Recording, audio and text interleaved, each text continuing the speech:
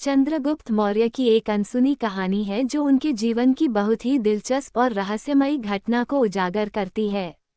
ये घटना उस समय की है जब चंद्रगुप्त मौर्य ने अपना साम्राज्य स्थापित कर लिया था और उनके शासन की प्रसिद्धि चारों ओर फैल रही थी। एक दिन चंद्रगुप्त मौर्य ने अपने दरबार में घोषणा की कि वे एक साधारण रात नहीं बिता रहे, बल्कि उन्हें बार बार एक अजीब और रहस्यमयी सपना आ रहा है। सपने में वे एक घने जंगल में एकांत में चल रहे होते हैं और अचानक एक सफेद नागिन उनके सामने आकर फन फैलाकर खड़ी हो जाती है। लेकिन उस नागिन के आंखों में कोई क्रोध नहीं था, बल्कि वह अपनी आंखों से उन्हें एक विशेष दिशा में जाने का संकेत देती थी।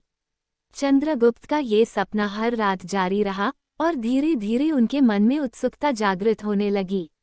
उन्होंने अपने राजगुरु चाणक्य से इस सपने का मतलब जानने का प्रयास किया।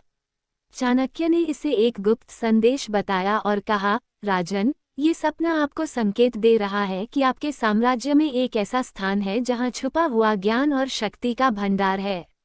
इसे प्राप्त करना आपके राज्य को एक नई ऊंचाई पर ले जाएगा। चंद्रगुप्त ने बिना समय गंवाए चाणक्य के साथ गुप्त रूप से जंगल की ओर प्रस्थान किया। कई दिन और रात बीत गए। वे घने जंगलों, पहाड़ों और घाटियों को पार करते हुए अंततः उस स्थान पर पहुंचे जहां सपने में नागिन ने उन्हें बुलाया था।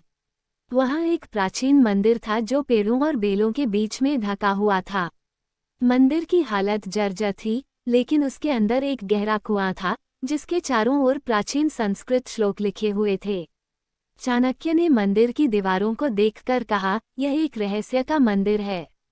यहाँ किसी साधारण व्यक्ति का प्रवेश निषेध है, लेकिन तुम्हारे सपने में नागिन का संकेत मिलना ये दिखाता है कि तुम इसके हकदार हो।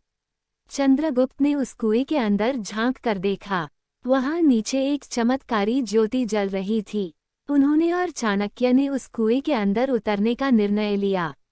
जैसे ही वे कुएं में उतरे, उन्होंने देखा कि वहां कई ग्रंथ रखे हुए थे जिनमें न केवल राजनीति और युद्ध कला के गूढ़ ज्ञान थे, बल्कि ऐसे भी मंत्र और तंत्र थे जो मनुष्य को असीम शक्तियां प्रदान कर सकते थे। इस ज्ञान को पढ़ते हुए चंद्रगुप्त और चाणक्य को यह आभास हुआ कि इस जगह का रहस्य केवल बाहरी जीत में ही नहीं, बल्कि आत्मसंयम और विवेक में भी निहित था। उन ग्रंथों ने उन्हें सिखाया कि सच्चे राजा को केवल विजय की नहीं, बल्कि प्रजा की सेवा और कल्याण की राह पर चलना चाहिए। इस प्राचीन ज्ञान के साथ चंद्रगुप्त ने न केवल अपने शत्रुओं को पराजित किया, बल्कि एक आदर्श सम्राट बनकर उभरे। उन्होंने अपने राज्य में न्याय, समानता और विकास की स्थापना की। अपने जीवन के अंत में चंद्रगुप्त ने वैराग्य धारण कर जैन धर्म को अपनाया और शांति की ओर प्रस्थान किया। ये रहस्यमयी घटना चंद्रगुप्त मौर्य के जीवन का एक ऐसा अध्याय है जो बहुत ही कम लोगों को ज्ञात है।